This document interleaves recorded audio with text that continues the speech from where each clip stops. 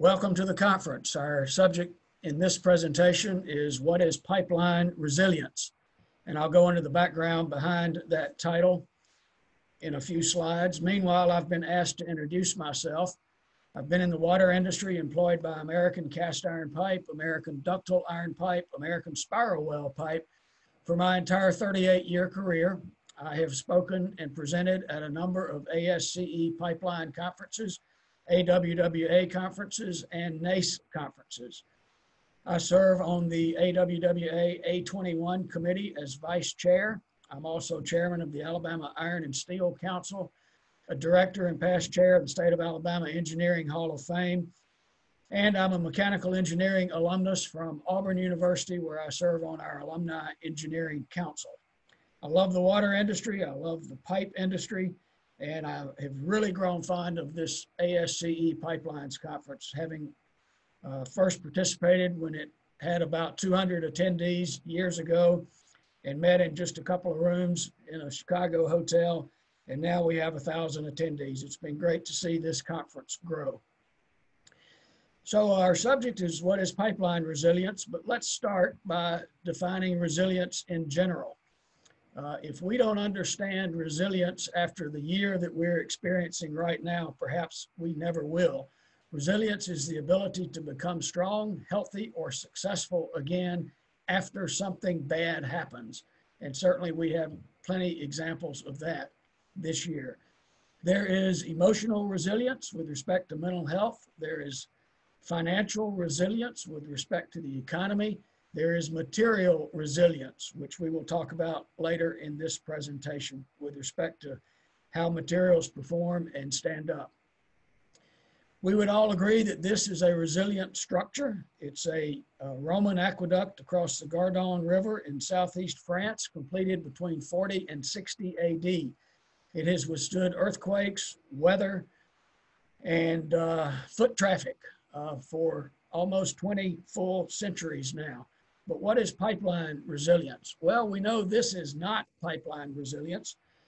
This is a blue water pipeline that was washed away in a flood from Hurricane Matthew in North Carolina in October of 2016. So this is an example of what resilience is not. This is an example from the same Hurricane Matthew in the same state of North Carolina in 2016 of what resilience is. That tree has fallen across a 48-inch diameter ductile iron gravity sewer pipeline, and if it had not been resilient, we would have had a mess on our hands, to say the least. So several years ago, I started a tour. I went to all of these locations, interviewing water authority executives, chief engineers, general managers, heads of pipeline design groups. I visited 30 metropolitan areas in 19 states, 36 water authorities, 17 regional or national consulting engineering firms, 92 different meetings, including 178 individuals. And I asked them, as a water industry leader, what's important to you? What trends do you see developing? What keeps you up at night? And this topic of what is pipeline resilience was one of the ideas that came from that tour. So as I was preparing for this, I thought, what better way to answer the question than to ask industry experts? And I asked Graham Bell, well known to this audience, as all four of these industry leaders are. Graham was with Mel Schiff and Associates, and then the HDR Corrosion Group, and now he is with Structural Technologies. I asked David Cook of Black & Veatch in Chicago. I asked Charlie Anderson of CDM Smith in Fort Worth and a former AWWA Association president. And I asked John Platzmeyer, well known to this audience as well, recently retired from HDR. And several themes resulted from their responses. And they're easily categorized into four broad groups here. With respect to pipeline resilience, material strength, toughness, and fatigue are important. Joint performance is important. Sustained performance, including resistance to corrosion. And finally, life cycle considerations. So let's look first at material strength. You see here the yield strength, ultimate strength, elongation, and modulus of elasticity for ductile iron, PVC, and steel.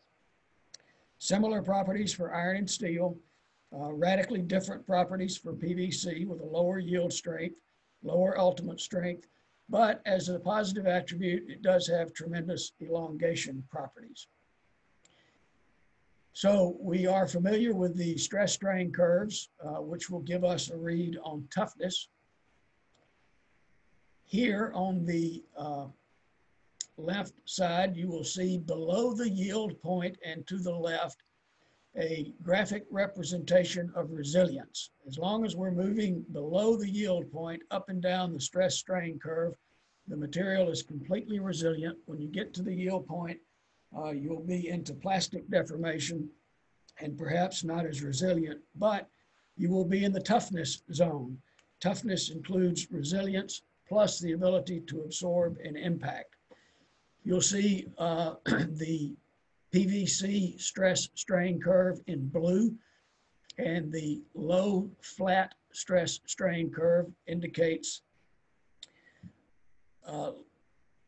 more susceptibility to fatigue, but good flexibility. And I think perhaps an ideal stress strain curve shape would be more squarish, as the iron and steel stress strain curves would indicate. Good strength, good flexibility, and strong toughness, a good combination of material attributes. So with respect to fatigue, the third category of this first broad characteristic of pipeline resilience, John Platzmeyer said in my interview with him, cyclic loading is as certain for a water system as the heartbeat is for a cardiovascular system. Materials with lower yield strengths are more susceptible to fatigue. In all reality, ductile iron and welded steel pipe will not fail due to fatigue. That cannot be said of other materials. What have others said about fatigue?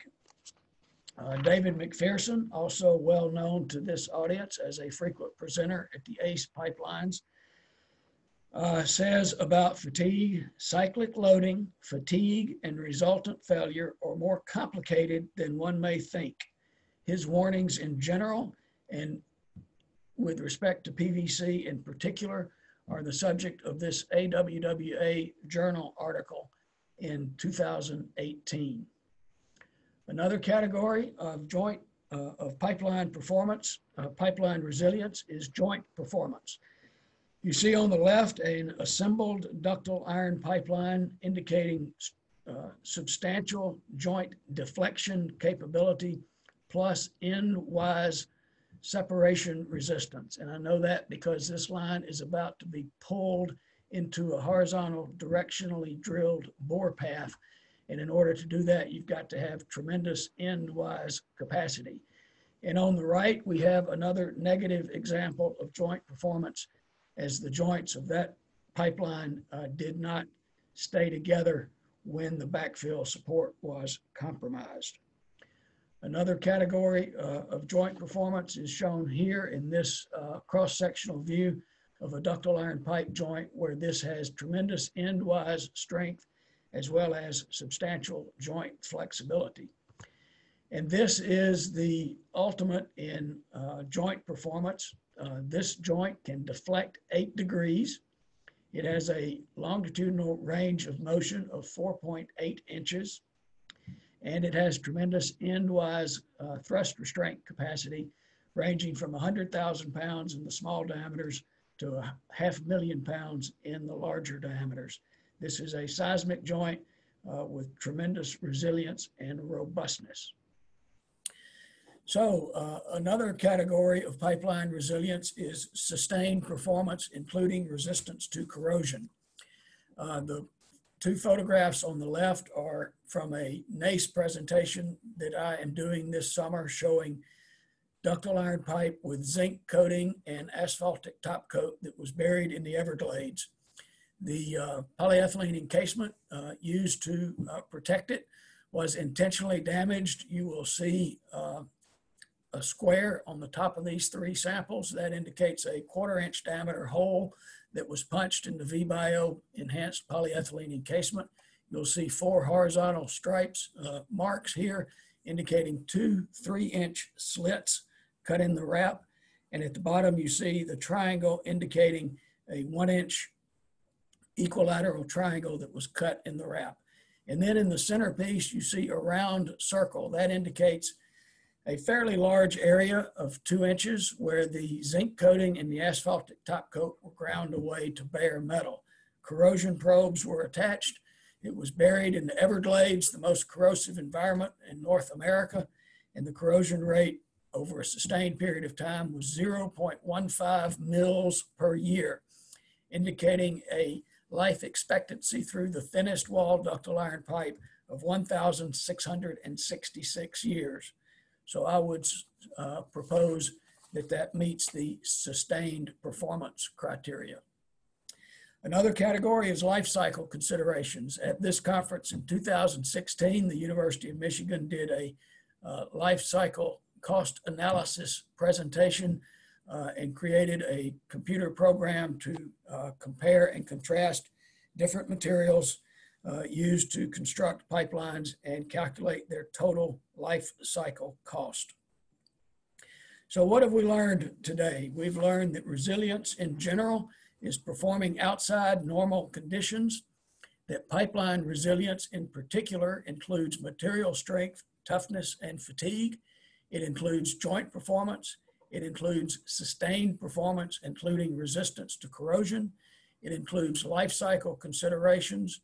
We have learned that materials perform differently, and you need to study each material independently and separately and design to that material's strengths and compensate for its weaknesses.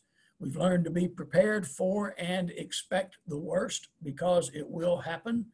And we have learned to engineer for marathons, not sprints. So thank you. There we go. Thank you for your time. I'd be happy to answer any questions. And hopefully staff will get my contact information on the screen, and I would be thrilled to hear from you. And perhaps next year we can meet in person. Thank you.